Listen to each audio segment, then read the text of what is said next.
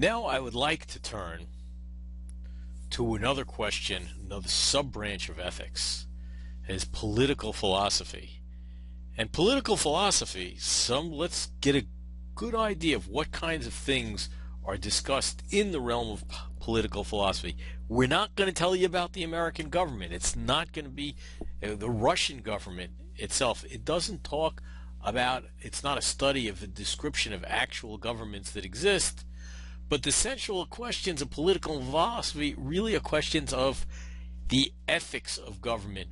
What, for example, what should the relationship be between a person and society, the government? It is the person bound to listen to whatever the government wants them to do? How should this relationship be governed?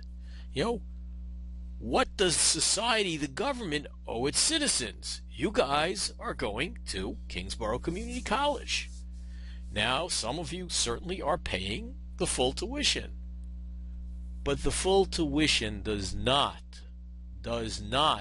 cover all the costs of education at Kingsborough. Rather, the government subsidizes your education. In the same way, if you go back, many of you went to public high schools. The government provided for that. Does the government owe its citizens an education? And if so, what kind of education does it owe its citizens? In some other areas, safety. Does the government have the obligation to protect all the citizens? And to what extent is it required? That is, does it have to protect your home? Most people think, yeah.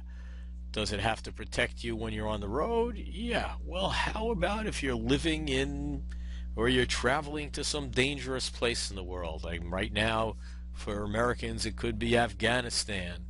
It could be Iran. Does the United States have the obligation to protect you over there? How about giving you health care? And if so, how much health care?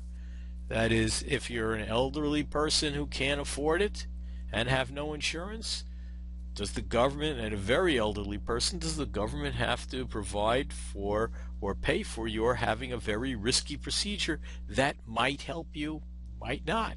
Where is the cutoff line? What are the obligations of the government, society, to the citizens? Do they owe you a job? And what do the citizens owe society? You have to pay taxes? How much? What percentage?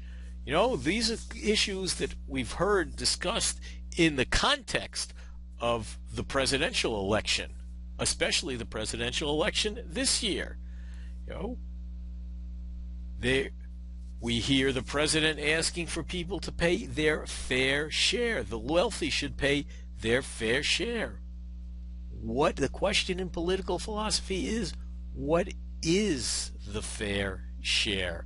What do people owe? Do they owe all of their possessions? In addition to which, should there be a draft? Are you morally obliged to serve in the military? And if you're not, but the government has to protect its citizens, how can the government protect its citizens?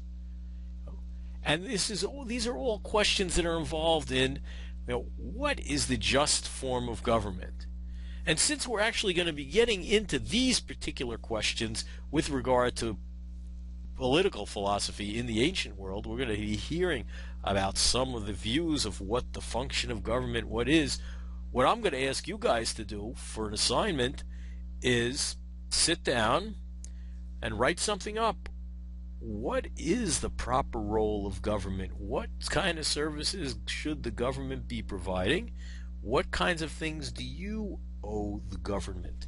I'm actually going to put up a discussion board because I'd like you guys to make some postings and then come back at a later date after a couple of days and everybody's gotten a chance to respond and answer that question. In this way, for those of you who are just doing this online, you can have an interactive discussion. I will get on the board at some point and make some comments and ask you some questions. So that, in a nutshell, is one branch of ethics, political philosophy, and it's one that we will be looking at the end of this semester.